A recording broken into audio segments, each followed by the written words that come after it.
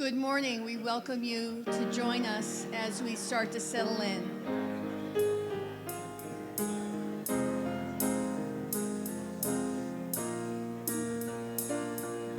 Spirit, we are beautiful. Spirit, we are beautiful. Here in the light that surrounds us, we are beautiful. Spirit, we are powerful. Spirit, we are powerful. Trusting in the mind that guides us, we are powerful. Spirit, we are bountiful. Spirit, we are bountiful. Thank you for the life that sustains us. We are bountiful. Spirit, we are beautiful. Spirit, we are beautiful. Here in the light that surrounds us, we are beautiful. Spirit, we are powerful. Spirit, we are powerful. Trusting in the mind that guides us, we are powerful. Spirit, we are bountiful. Spirit, we are bountiful. Thank you for the life that sustains us. We are bountiful. Thank you for the life that sustains us. We are beautiful. Good morning. And welcome to Unity of Walnut Creek. You know, the four of us have been talking, and we wanted to share something with you. For years, we would talk about how we wanted to change the world. But we always left it up for someone else to do. Then we finally realized that we needed to take a stand. And that by changing our thinking, we could change our lives. And that's how we could change the world. Please join us. Let there be peace. I am a stand for peace. Let there be love. I am a stand for love. Let there be joy. I am a stand for joy. We are making a new world now. Let there be peace. I am a stand for peace. Let there be love. I am a stand for love. Let there be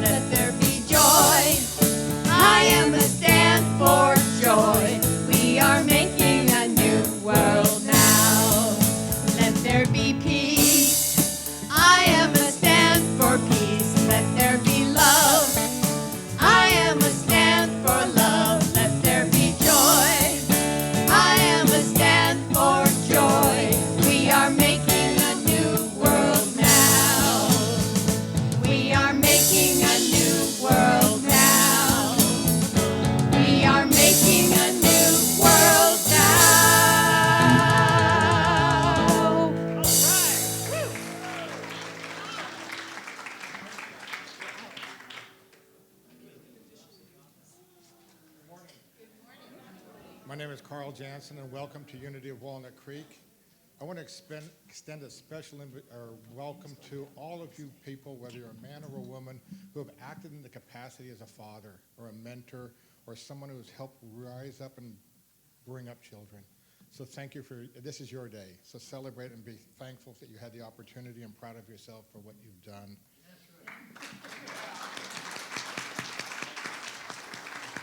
I love this name. Our featured artist this week is Moonshine. But John Rexroth and I would appreciate that. Accompanied by David, Max, Dusty, and Larry. Thank you all for sharing your music with us. You're welcome.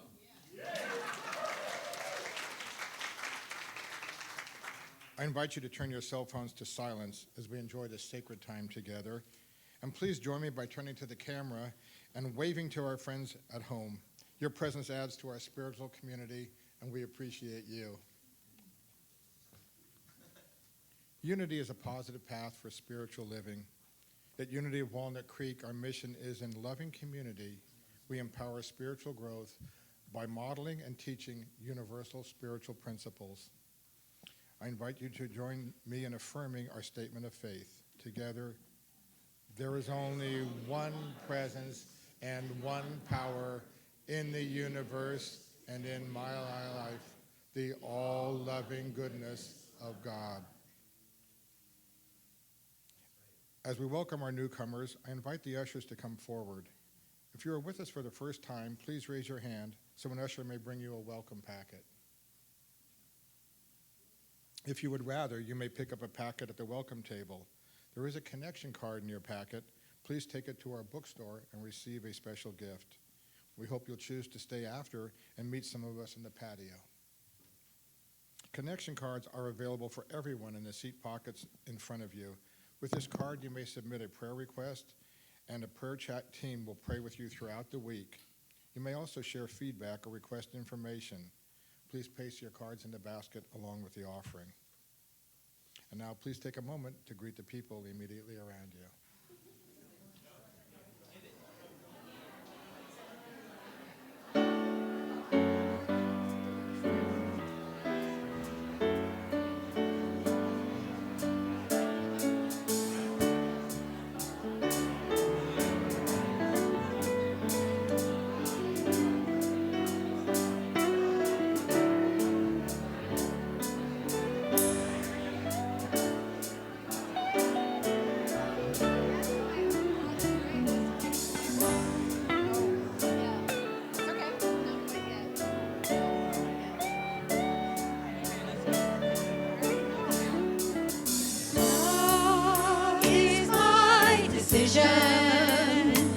It's up to me to give up my heart.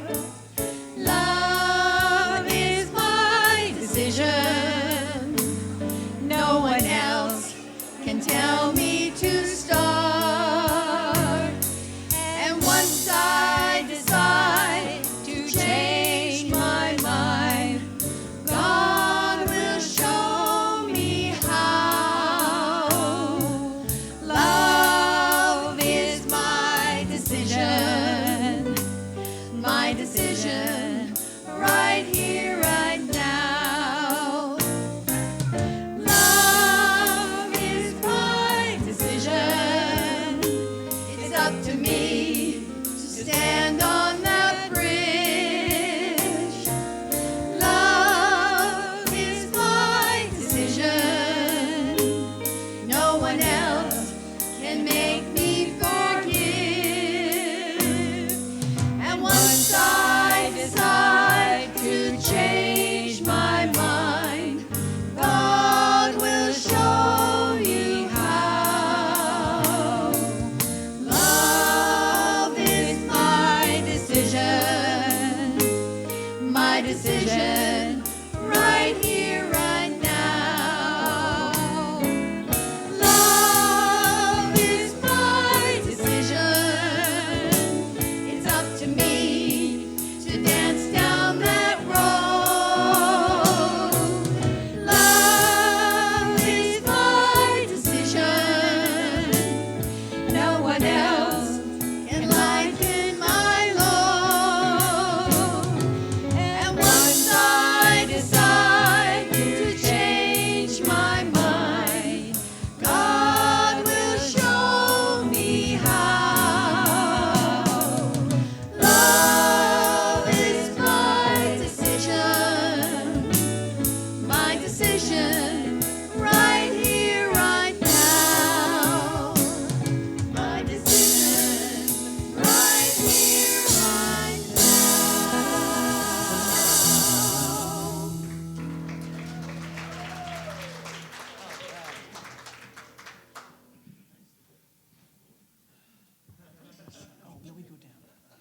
Good morning, everyone.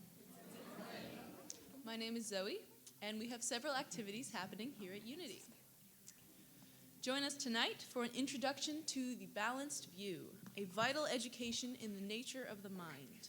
This grassroots movement empowers people around the world to see their strengths and talents and contribute them for the benefit of all. And this is exciting. Unity will have yoga classes on our beautiful lawn every Saturday morning, starting next Saturday. Through discussion and movement, each class will explore a particular theme related to the sacred feminine. Please bring your friends and a yoga mat. And if you would like to immerse yourself in nature and gain valuable spiritual insights, join Reverend Kristen for the Summer Soul Vision Nature Retreat on June 28th. Space is limited, so I encourage you to sign up today at unityrising.org. And the Resilient Heart Workshop, unfortunately, which was scheduled for next Saturday, it has been postponed due to a family emergency. So please stay tuned for the rescheduled date. The CARE Network invites you to volunteer to provide either a meal or a ride for a congregant in need. No long-term commitment is required, but we do have need for volunteers right now. And please see our bulletin and our website for more information on these and other activities.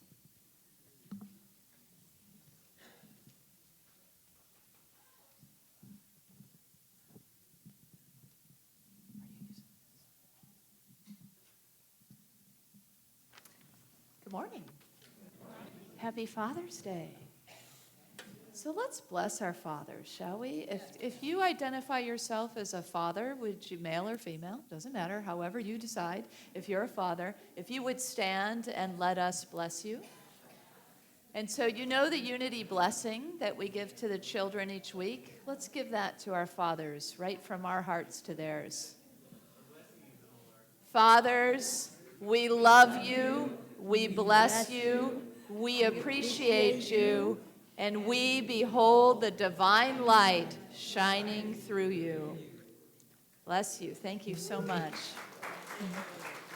You play a very vital role in our world, and we're going to unpack that a little bit more in a bit. But first, we're going to have a message on Father's Day signed by Terry Curtin, one of our prayer chaplains, followed by some music and guided meditation.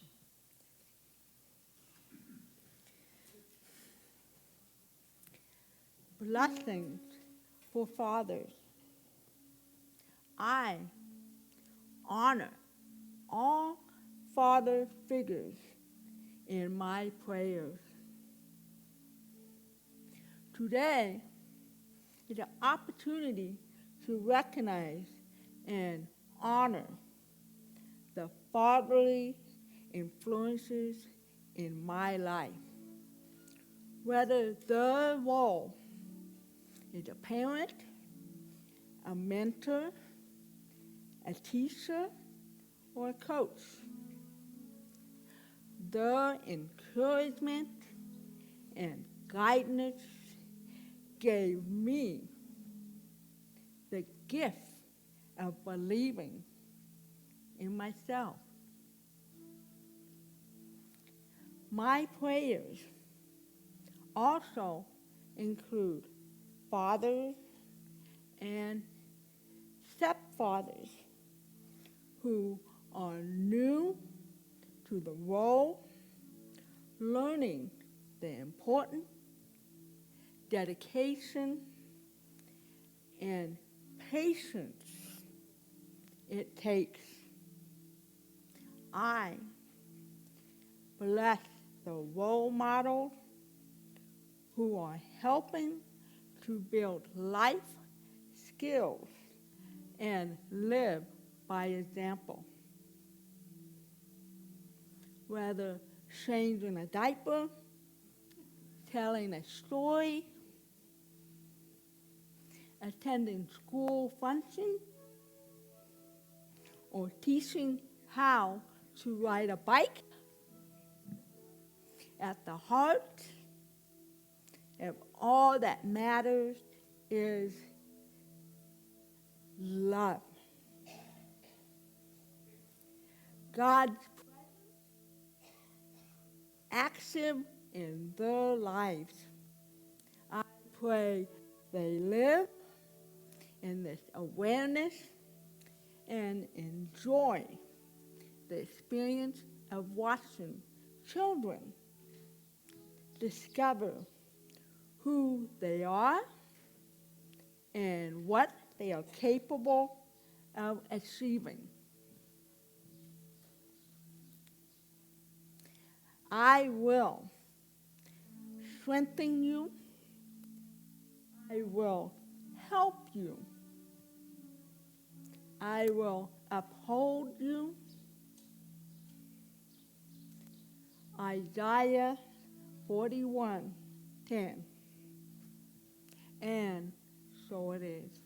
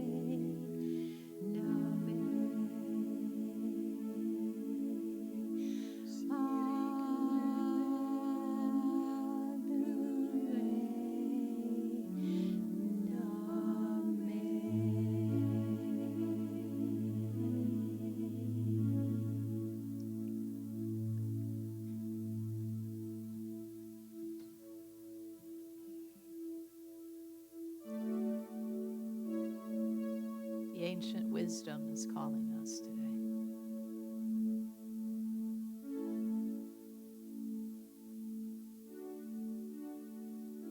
From the beginnings of the divine intelligence of the universe that created us, to the primal first peoples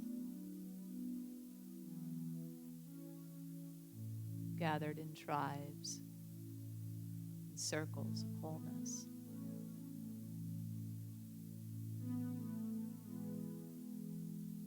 Whatever has been lost in our journey of wholeness and oneness, we reclaim it today. We have the wisdom to let go the blocks, false ideas of who we are, to open ourselves to the truth, the ancient wisdom from before time.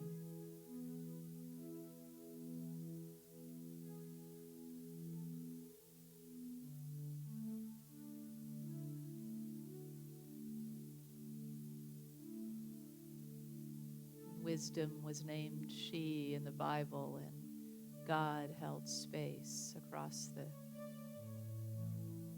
face of the deep, we're told in Genesis. It's the idea of creation.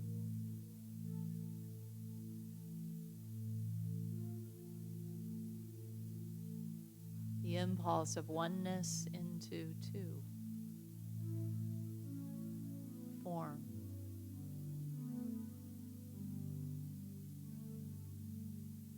And we hold now all the opposites within us of this dualistic world. We are both male and female, masculine and feminine, black and white, and all the shades of gender and color in between.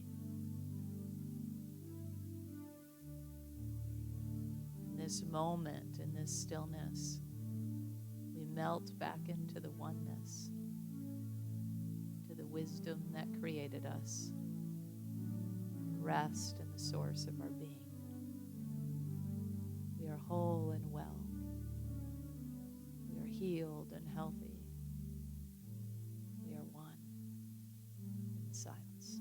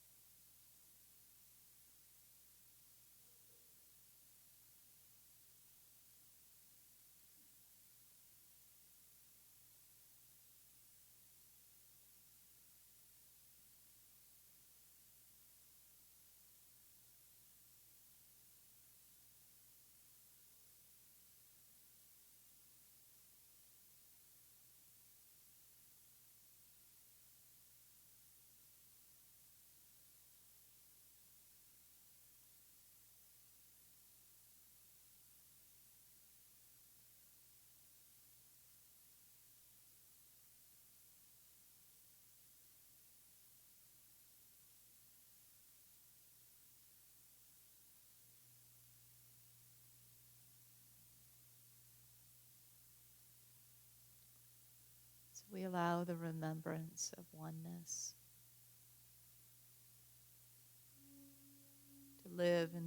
breathe at the core of our beings as we move about the world, where there seems to be opposition, division. We unite one another and ourselves to life, to earth, to the divine. One breath of remembrance, one dip into the well of prayer, one knowing pause, remembering the ancient wisdom from which we were made. We are one, we are whole, we are complete. Thank you, God. And so it is.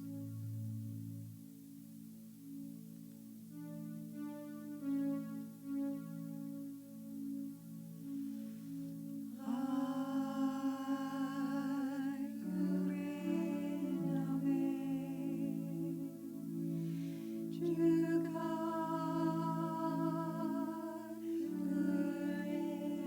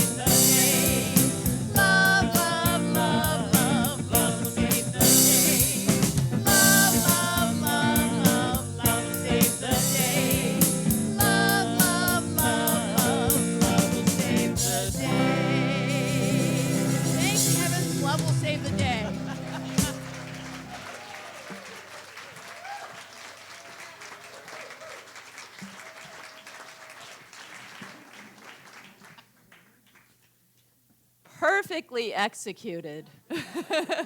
Really was. Yes, right on.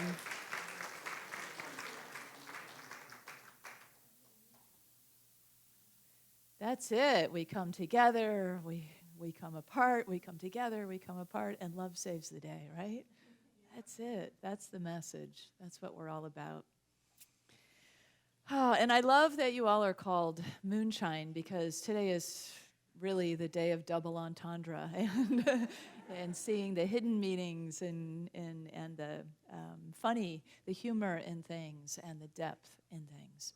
Today's the last of our spiritual leadership series, and of course it's also Father's Day, so we're looking at the masculine and the leadership of fathers and men and the masculine within all of us. And I just recently read a book called Becoming Nicole, The Transformation of an American Family, and it opens with the description of a video. Wayne Maines is videotaping his son, Wyatt, who is dancing in front of the reflection in the stove, and he's about 2. And Wyatt is wearing nothing but a tutu and some Mardi Gras beads. And he's just moving and grooving, and and then Wayne starts interacting with him and says, "Turn around, wave to Dad." And these are adopted twin boys that Wayne and his wife Kelly had adopted. And so Wyatt is in his element, just really enjoying the movement and his look. He likes the reflection he's seeing. And then Wayne, his father, says, now, Wyatt, flex your muscles. Show me your muscles. And you see how his little face drops from the joy to confusion.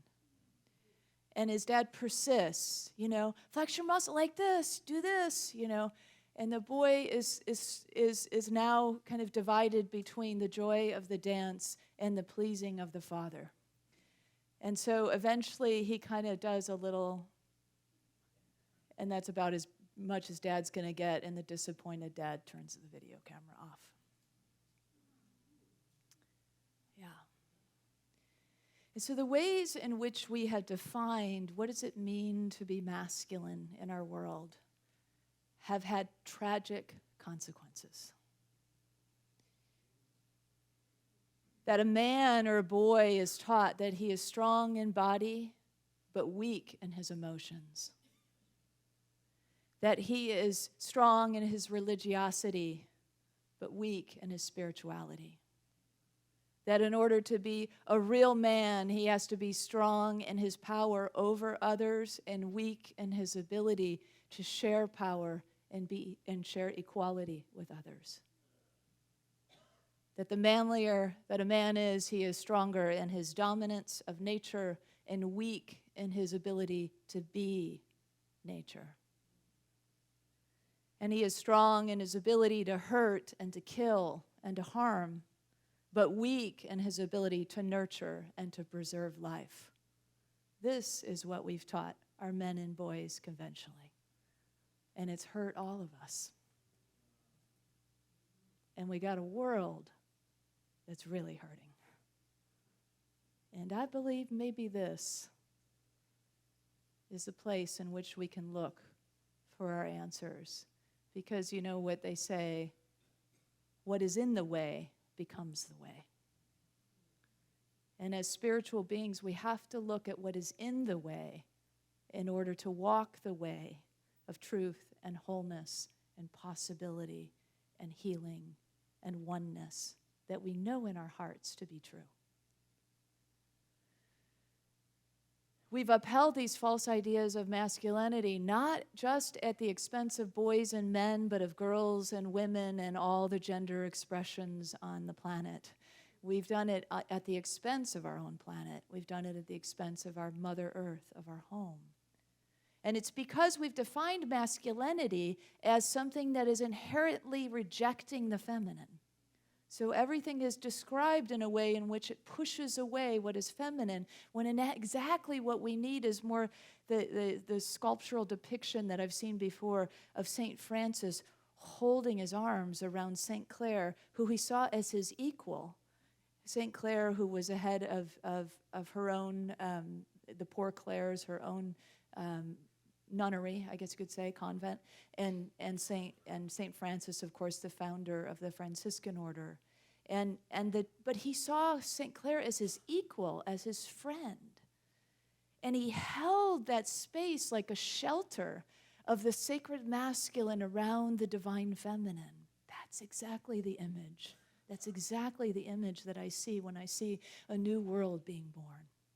That within ourselves, that our sacred masculine can be that the strong arms, the strong foundation, the place in which we can hold the midwifing, the birth of the divine feminine back into the world, and that these two can be one once again, united in the oneness. And really all that ails us can be healed, and harmony can be restored. You know, we teach that our men are strong in what we usually think of as physical strength, right? But what about spiritual strength? What about emotional strength? This is the path of the sacred masculine. I'll never forget when I was in my 20s. It's seared in my heart, this experience, and maybe I've told you before, and I'll probably tell you again because it was so formative for me. I was sitting with my dad. My Aunt Pat had melanoma. She was actually, when she was originally diagnosed with this form of skin cancer, she was given 6 months to live, but she defied the odds and lived 15 years. She was at that time the longest survivor of melanoma in the United States. And she and my uncle lived in Indiana, in Fort Wayne, Indiana, where my parents were from, and so they would travel to Chicago once a month. And so my sisters and I really got to know my aunt even better. Everybody loved Aunt Pat. She was one of those people, just redhead, freckles. And when she was growing up, she laid with her friends with baby oil smothered all over her body on foil. So you can see where, she might have developed a problem with her skin. But she was one of these people that just, the things we didn't know, right? And that's kind of what I'm talking about today, the things we haven't known, the things that we've known, but we sort of didn't realize how important they were. But Pat would walk in a room and she'd just light it up, one of those kinds of personalities. And she was my dad's favorite sister. And so we were sitting one night. We had just gotten the news, I think the day before, that my aunt had made her transition. And it was just my dad and I. We were the only ones up. There was a fire going in the living room. And he started to cry, but it really wasn't a cry. It was like a contorted sort of, his body kind of heaving and his face kind of contorted, a sort of sound that couldn't quite come out, And what he was able to say through his crying was, "I'm such a coward." He was so embarrassed that he was crying, grieving his favorite sister. So embarrassed that his daughter would witness such a thing. And it broke my heart. And I said, "Dad, you'd be a coward not to cry. It takes bravery to express your emotions." And it was just that, hugging him, saying that, and kind of sitting in that space together. But it's in me, I carry that in me. As a broken place, but a broken open place that I hold for the men and the boys of our world. That it may be healed. And for all of us in the world, that it may be healed, that we may be healed, that we may put ourselves back together again. Grace left this week too, our goddaughter, and her mother moved, and we were drawing pictures back and forth as sort of a process of the move. And she drew this picture of Brenly and I crying. And then she ripped it in two and put it back together and said that we'll always come back together or something like that. I know, right?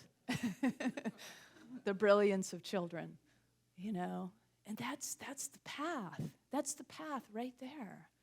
It's like allowing the space to be who we are, and knowing that even when it feels broken, it's a broken, open kind of thing. And when we come back together, somehow we're, even through the tape and the glue, we're like stronger, right? Because it's the brilliance of seeing what needs to be healed that fires us up, that gives us passion, and that gives us compassion. The two, again, sort of that masculine, feminine dancing together, the compassion and the passion, the action and the receptivity and the beingness.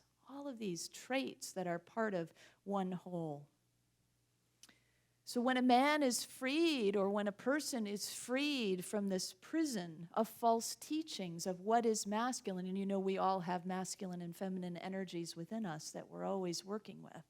But if we have this really sort of crippled idea of what masculine is, and this constant pushing away and pushing down and ignoring of what feminine is, what does it leave us? You know? Because there is divinity in that femininity, there is sacredness in that masculinity, and it's meant to come together within us. So this holistic expression, when we reject the feminine, we reject Mother Earth herself, we reject receptivity, we reject spiritual surrender, we reject so many aspects of the spiritual path that are absolutely key. This compassion, this kind of love, this kind of nurturance, this kind of openness. And so it's that, in a way, that we reclaim by also reclaiming what is true in the masculinity, what is true that we are looking for in the real strength, the spiritual and emotional strength that we are seeking. It's potent and it's healing. You know, Jesus said just as often, or maybe more often, that he was the Son of Man as he did that he said he was the Son of God. And so he emulated for us what it looks like to be a divine human being, but he also emulated for us what it looks like to be a man who is whole in his divinity as a masculine and feminine being.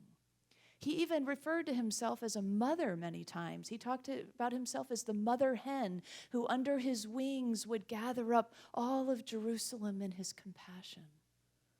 He wasn't afraid of that in a machismo culture over 2,000 years ago. He wasn't afraid to say that.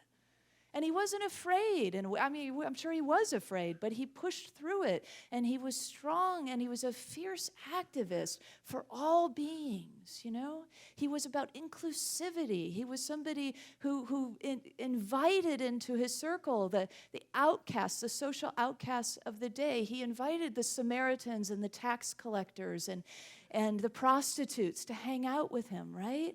And in today's world, that would be inviting all the transgender people to be with us, and all the people of color to be with us, and all the beautiful variations of humanity to sit together with us in equality in the circle. He had women who were disciples right beside him and teaching alongside him. He had women who were financially supporting and following him.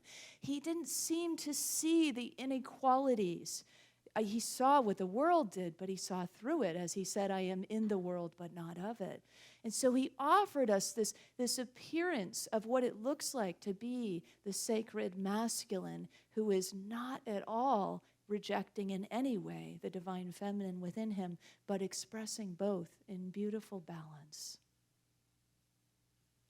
And we have many examples of that. You know, when Jesus, when his good friend Lazarus was dying, and he knew that he was going to resurrect Lazarus from the dead, but he still, in the shortest sentence of the Bible, it says Jesus wept.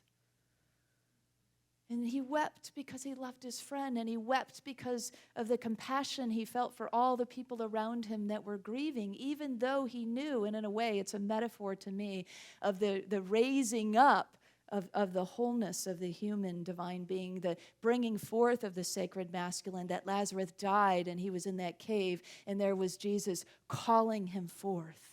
You know, calling forth the wholeness, calling forth the oneness, calling forth the real man. Matthew Fox talks about what a real man looks like in his book on sacred masculinity called The Hidden Spirituality of Men. He says they are spiritual warriors, not soldiers. They learn to battle the inner holy jihad, a battle to overcome the ego's ways of dominance and power and greed. They listen as deeply as they teach. They wage peace, not war, and they understand that waging peace happens in the heart first. They hunt for ways to heal and preserve life instead of to take it, to heal and preserve all that is good and beautiful in the world. They have inclusive families, and they expand the fatherly heart to welcome all people. They experience and express their emotions. They channel their aggressions in ways that do not harm themselves or others. He gives the example of the martial arts.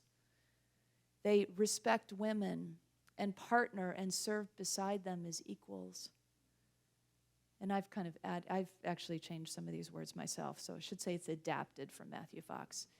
And he says, this is his, they refire rather than retire when they become elders. And he describes the refiring as the teaching of the young people, as the mentorship of the next generation. You know how much that is needed?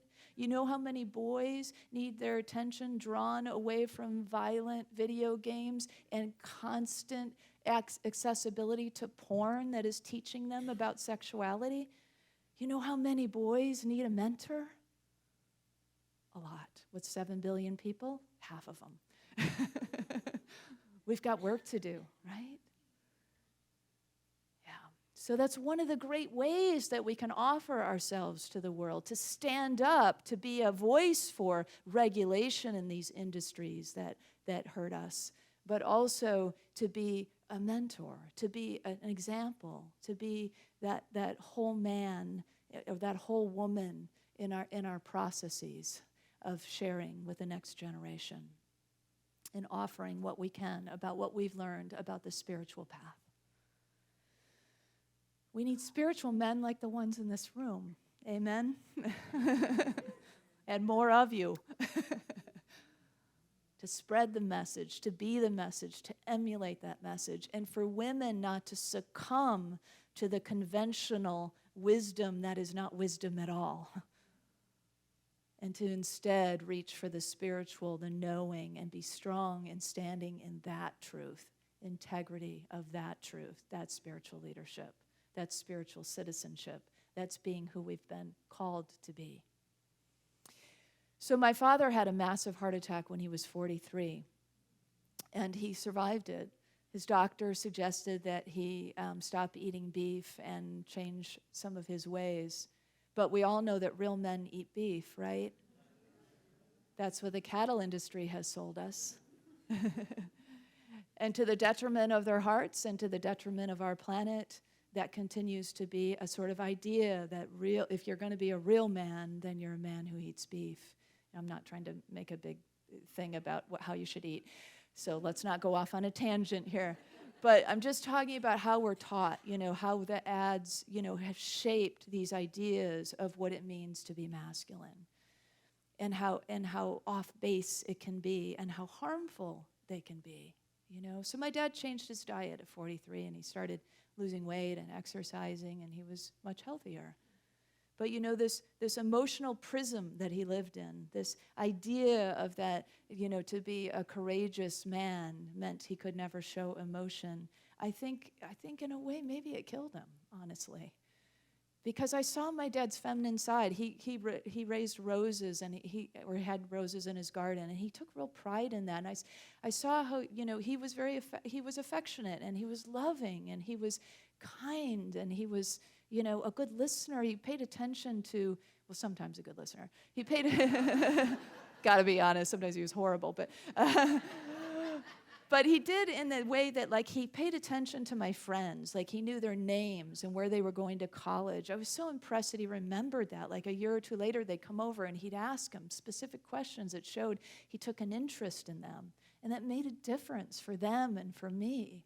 It was a way of sort of being an extended father for others, just in the simple way of paying attention and caring and letting them know that he cared. So there were all these ways that I saw, but yet sometimes I wonder if that final heart attack was just that at 61, when he left us suddenly, was just an inability, to be what he thought a man was supposed to be. And all that love locked up in there, that wanted to be expressed. It wasn't okay in his mind to be expressed, because it's not what a real man did. Ugh. It's hard. In the Maines' story, with Wyatt and Wayne and the mother Kelly and the other twin brother Jonas, there's much more to the story that happens. It turns out that even at the age of 2, little Wyatt, who was dancing in the reflection, knew that his body looked like a boy's, but on the inside he was a girl. And he would talk about it. He called himself a boy-girl. And all of his friends saw him as a girl. And even his twin brother Jonas never, flinched from the idea that his brother Wyatt was a girl. And yet his father and his mother was supportive, but yet his father, Wayne, boy, he had so looked forward to raising these twin boys and teaching them to hunt and fish and do all these manly things, and it was so hard for him to accept anything around femininity in the expression of his son. And so he buried himself in work, and then after work he would go and exercise for hours, and he completely distanced himself from the family for many, many years. But there was a time when shift happened in the family, when Wyatt began to be bullied, and when the inequality and the injustices of who Wyatt was began to really show up, and Wayne came around. Anybody can transform, And Wayne really transformed into an advocate and an ally and somebody who stood beside his son, who became his daughter, Nicole.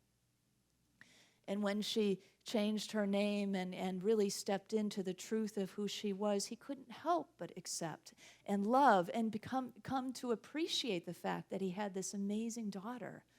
And he would stand beside her and not only advocate for her and for her rights, but he became the face of the parent who had changed, who rejected the feminine, essentially, by rejecting his daughter, and learned to accept the feminine. So the story wasn't so much, it was about the transformation, of course, of a girl trapped in a boy's body, freeing herself to become the truth of who she was. But just as much, it was a story of a man who had rejected the divine feminine in every way, and as he accepted his own daughter's transition, accepted that aspect of himself.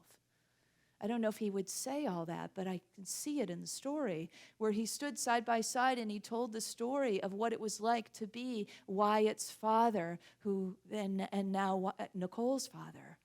And what his process was like was influential not just for Nicole's life, but for the whole state of Maine, who changed laws to respect some transgender rights and safety, that then spread out to the whole United States. And so it was one man's ability to shift completely the conventional ideas that he had, the limited false lies that he had about what it means to be masculine, and to accept more of the feminine, that allowed a huge shift in justice and equality and safety and love to have happened. This is one person's life. But there's so many opportunities for all of us to grab a hold of these truths, to be these truths, to emulate these truths. Romuald is a saint he became a saint. Of course, they become saints much later. But he was from the 11th century, and his story is really moving. I've always been really moved by this artwork made by one of the Camaldolese monks at the Hermitage in Big Sur that I like to go to. And it's based on the Camaldoli, Italy, the monastery there. And this is one of the early formative leaders, Romuald. And Romuald had a story where he witnessed his father. He was very much a boy of the world, a young man of the world. And he witnessed his father murder someone over property. And so the two lessons he was getting about masculinity, the idea that property is more valuable than human life, and that violence is an okay way to resolve conflict, were completely unacceptable to his soul. It seems like something sort of broke in him that day, and he just said, no, I can't do this. And he went to the monastery, and he became a monk, and then eventually became, like I said, a leader for the Camaldolese monks. But I love this image. It really, for me, it's like it really is a snapshot of the sacred masculine. You know? He's strong in his body, but he's open and surrendered to spirit. He's receptive. He's receiving. In the description of the artwork, it says that this man becomes a living witness, a quiet example of the depth contained in the natural expression of vulnerability and desire. And he sits with his hands raised in prayer in the moment when tears of joy and compassion flow. And you can see the tears coming down the side. And the light is meant to represent the divine light that he is bathing himself in, you know? So there's this sense of all of it there. There's a sense of the divine masculine, the sacred masculine, as an emotional component and a spiritual component and a physical component, all of it in one. And so that's what it can look like for all of us. To embody our truth becomes the radiance. And what comes then are the tears of compassion for a humanity that gets it really wrong sometimes, but then can make it right. That alone is worth breaking our hearts open for. Because when we put them back together, they're better than they've ever been before. You know, the cracks are where the light comes through. The cracks are where the divine love flows through more easily. And there's a freeing. So there's a freeing sense in that picture to me of Romuald with his arms up in the air. He's been freed of the limited ideas, the false ideas of who we really are. And he's been freed into the divine description of the wholeness of the human, the fully expressed human being. And that freeing is an opportunity for all of us to be freed. Interestingly enough, Romuald's feast day is June 19th. June 19th is Juneteenth from 1865, when the slaves in Texas were finally told that they were free, even though the nation had freed our slaves before that. It wasn't until that, because the owners were able to get another season out of them, that they were told they were free. And then the TV show Blackish, they depict this scene where there's a boy in the center, and they're being told that they're free. And so, and he says, "What does it mean to be free?" And there's like a pause. All the adults who've been lifelong slaves, they're not really sure. They've never experienced it firsthand, you know? Nobody really knows what to tell the young boy. What's it like to be free? Do we know what to tell our boys and our girls? What's it like to be free? Because have we experienced it firsthand? Until we've experienced it firsthand, we don't fully know. But together we can figure it out. And that's what happens in this scene. There's this moment of confusion, and like the adults should know, but they don't know. Nobody knows, because everybody's been enslaved. And we've all been enslaved to these ideas of what it is to be masculine. And it is oppressive us, and it's killing us. And there's a moment when we all stand and we go, what could it be like to be free? And you know what happens in Blackish? They start singing and dancing, and there's so much joy. And as soon as they start speaking one freedom, another one comes, and another one comes, and the freedoms just spill out of them in joyous expression. And that's what I imagine for us when we release ourselves from the enslavement of this idea of what it means to be a man, what it means to be a boy, or what it means to be a human being that has been half a human being, because we want to be the fully realized divinity that we've come to be. And in order to be that, we have to free these old ideas and let them go. We have to let that which has been in the way become the way to the healing of our planet. And we can do it. We can do this. Side by side, hand in hand, heart to heart, soul to soul, we can do this. We need everybody in this room.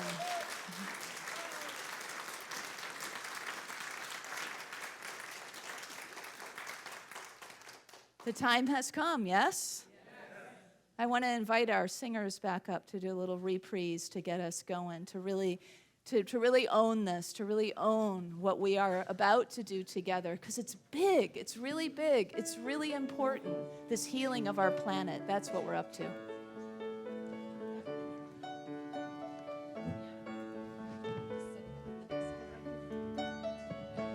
So let there be peace. I stand for peace. Let me do it with love and joy.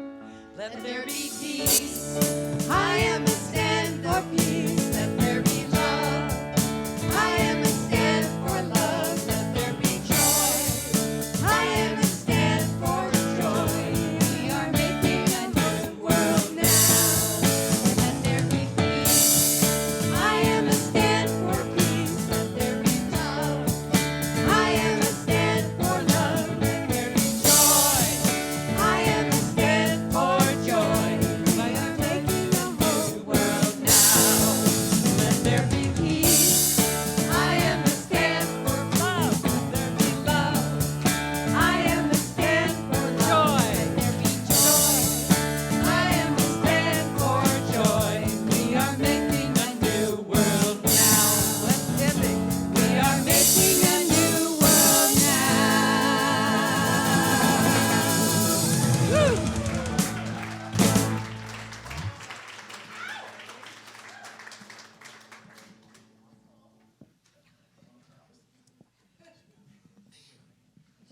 Well, thank you, everybody. Thank you, Kristen. And I want to particularly thank Terry. Terry, that was beautiful. That was so sweet.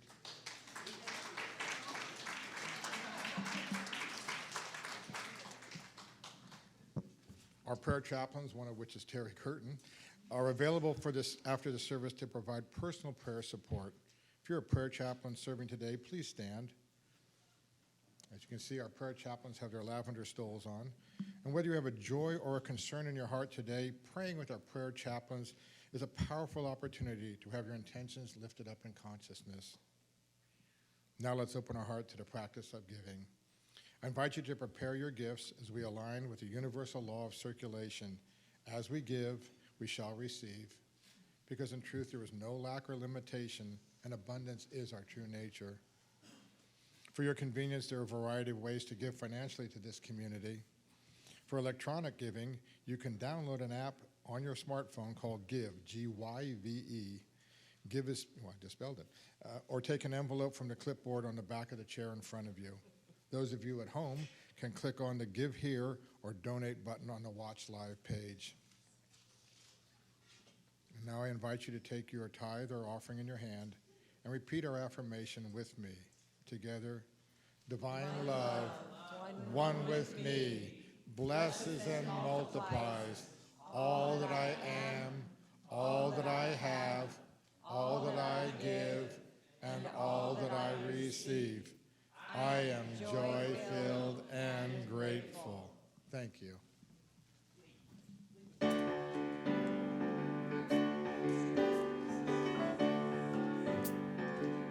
Ready to clap.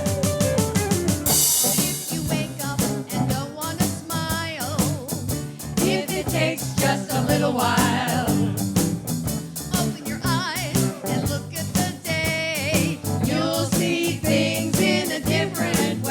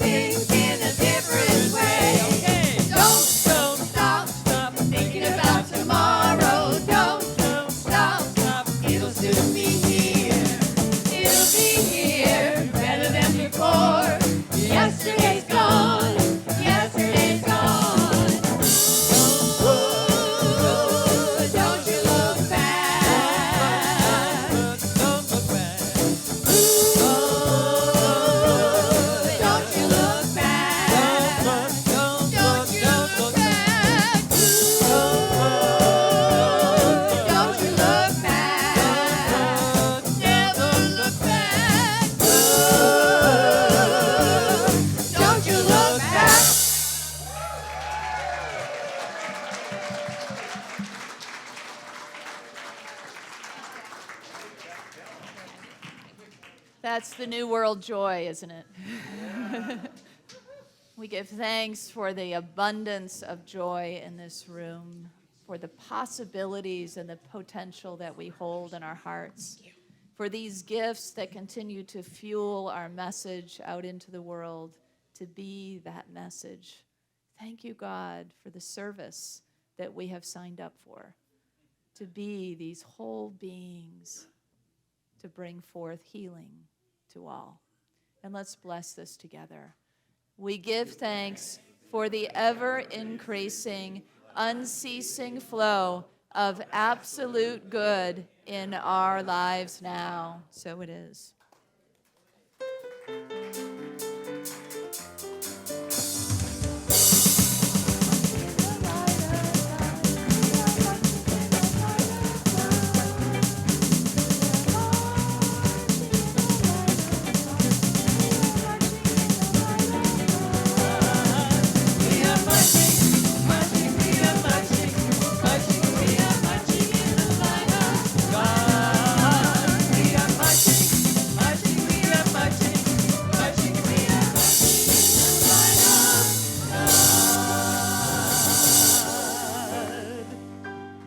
Good morning. Good morning. I hope this room can contain all the energy of these kids today.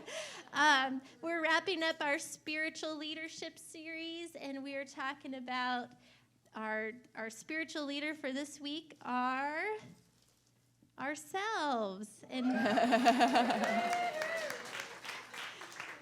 because we're spiritual superheroes. Anyone want to share their superhero power? Adrian, what's your power? Yellow happiness. Yellow happiness. Woo! Anybody else?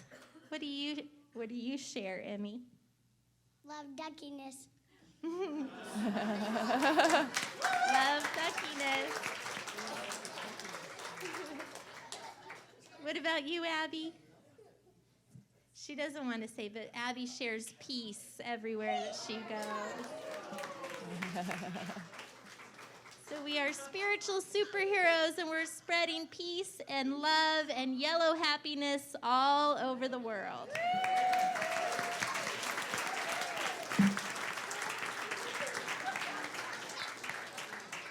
Well, we are grateful for your mothers and your fathers and God who brought you into this world to bless us and for you to be a blessing for all. Let's bless our children and our teachers. Children, youth, and teachers, we love you, we bless you, we appreciate you, and we behold the divine light within you. We invite you now to take your neighbor's hand if you're comfortable doing so as we close out with our prayer protection and our peace song. Together, the light of God surrounds us. I am light. The love of God enfolds us. I am love. The power of God protects us. I am power. The presence of God watches over us. I am presence. Wherever we are, God is. I am divine.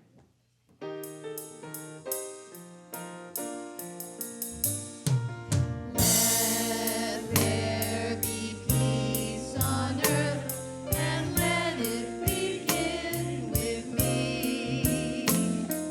Let there be peace on earth, the peace that was meant to be, with God ever present.